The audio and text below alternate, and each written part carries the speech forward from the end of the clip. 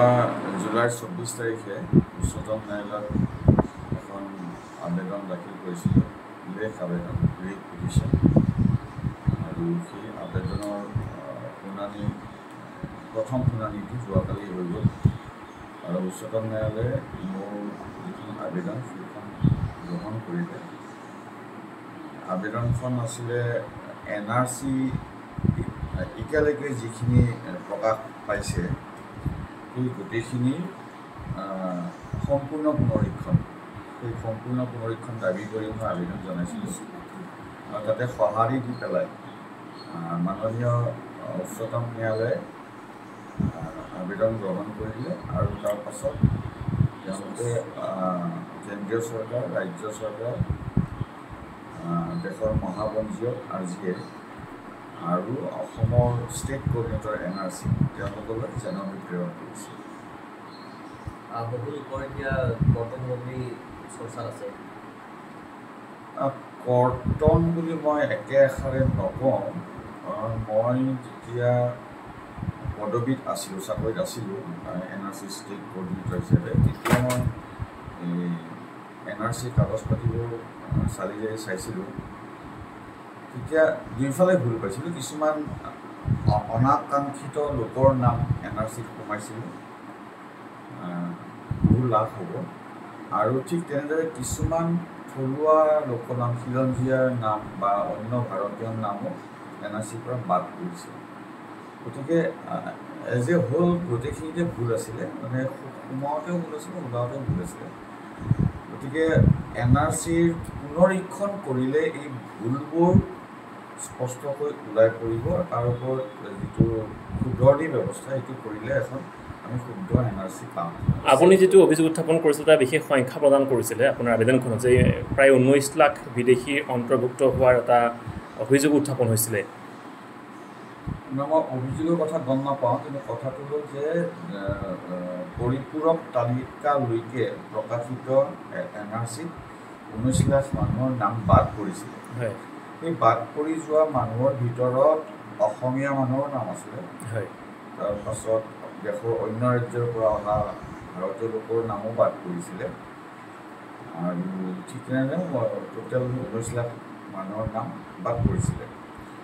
মই যেতিয়া আগতে ক'লোৱেই যে যেতিয়া চালি জাৰি চালোঁ, বাদ পৰি যোৱা মানুহৰ বাদেও মূল NRCত বহুত নাম, যিসকলৰ নাম NRCত অন্তৰ্ভুক্ত হ'ব নালাগিছিলে, তেওঁলোকৰ প্ৰপাৰ ডকুমেণ্ট নাছিলে, প্ৰপাৰ লিংকেজ নাছিলে, তেনেকুৱা মানুহৰ নাম NRCত সোমাইছিলে, যিটো 50 লাখৰ ওপৰ হ'ব বুলি ভাবোঁ। যদিও সংখ্যাটো পোৱাত অলপ অসুবিধা, কাৰণ পুনৰীক্ষণ হ'লেহে সংখ্যাটো নিশ্চিত হ'ব।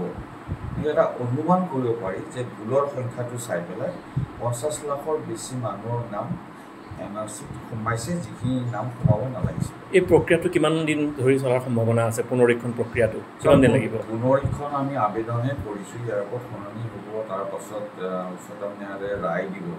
যদি পুনৰীক্ষণৰ ৰায় দিয়ে, তেতিয়াৰ পৰা মই ভাবোঁ 6 মাহৰ পৰা এবছৰৰ ভিতৰত এইখিনি কাম কৰিব পৰা যাব। কাৰণ যিটো ভুল আছে, বেছিভাগ ভুলে ডাটা এণ্ট্ৰিৰ ভুল। তাৰমানে যিখিনি মানুহৰ নাম বাহিৰ হ'ব লাগিছিলে, তেওঁলোকক ভুলকৈ ডাটা এণ্ট্ৰি কৰি পেলাই সোমোৱাই দিয়া হৈছিলে।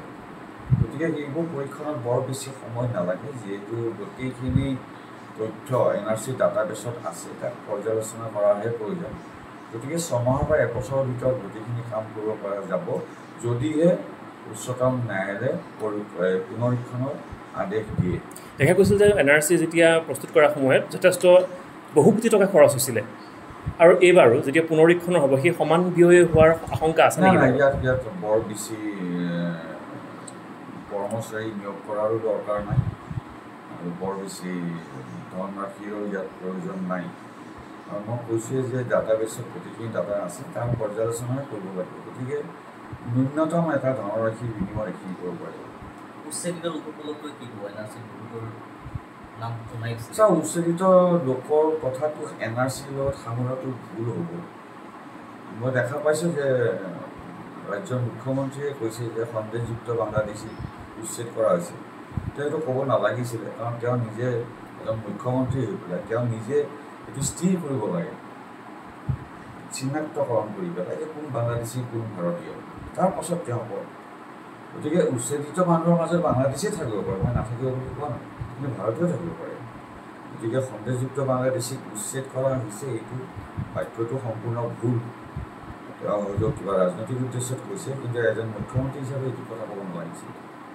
NRC-খন এতিয়া দেখা পোৱা গৈছে আছু NRC বাতিল কৰাৰ কথা কৈছে। NRC-খন আপোনাৰ 8খন ষ্টেটত লাগে বুলি তেওঁলোকে দাবী নহয়, NRC এতিয়া অসমত এটা বিশেষ গোচৰৰ সংক্ৰান্তত NRC অসমত হৈছিলে। আপুনি নামতে চাব নেশ্যনেল ৰেজিষ্টাৰ অফ চিটিজেন্স, গতিকে নেশ্যনেলে হ'ব সদায়। এইটো অসমত আগতে হৈ গ'ল বেলেগ কথা, এইটো নৰ্থ ইষ্টত বাকী 8খন মানে অসমক লৈ পেলাই 8খন ৰাজ্যত NRC কৰাৰ কোনো মানে নাই। আচলতে গোটেই ভাৰততে হ'ব লাগিব, কাৰণ কি অসমত যদি নাগৰিক হয় সেই অন্য ৰাজ্যতে নাগৰিক হ'ব, নহয় জানো? গতিকে অসমতে বা নৰ্থ ইষ্টতে অকল নাগৰিক হ'ল বাকীবোৰ নহ'ব, তেনেকুৱা নহয়। এইবোৰ ভুল ধাৰণাৰ ওপৰত কোৱা হৈছে। আপুনি আশা কৰিব পাৰে নে যে ৰাজ্য চৰকাৰে এটা আপোনাৰ যিটো আবেদনখন, সেই আবেদনখন যদি সুপ্ৰিম কোৰ্টে যদি ৰায় প্ৰদান কৰে তেওঁলোকে সহযোগিতা আগবঢ়াব? উচ্চতম ন্যায়ালয়ে যি ৰায় দিয়ে তাত সেই ৰায় মানিবলৈ ৰাজ্য চৰকাৰে বাধ্য, গতিকে সহযোগিতা কৰিবলৈ তেওঁলোক বাধ্য থাকিব। আপুনি বিচৰা বাতৰি পাব কেৱল নিউজ 18 এপত। নিউজ 18 এপ ডাউনলোড কৰিবলৈ স্কেন কৰক এই QR কোড। গুগল প্লে ষ্টৰতো পাব এই নিউজ 18 এপ।